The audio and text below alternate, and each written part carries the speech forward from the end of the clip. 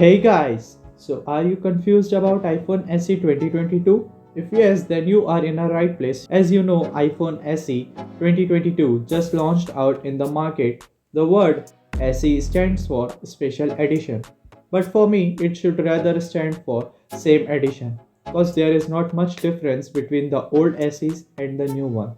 The iPhone SE comes up with the old iPhone look with one rear camera only, which is of 12 megapixel with 1.8 aperture wide angle camera.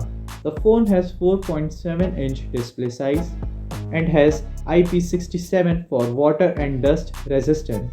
The interesting part of iPhone is the introduction of A15 Bionic in it. This makes the phone superior of all under this price range, which is rupees 33,000. By summarizing all of this, it can be concluded that the phone is superior and a best budget friendly iPhone.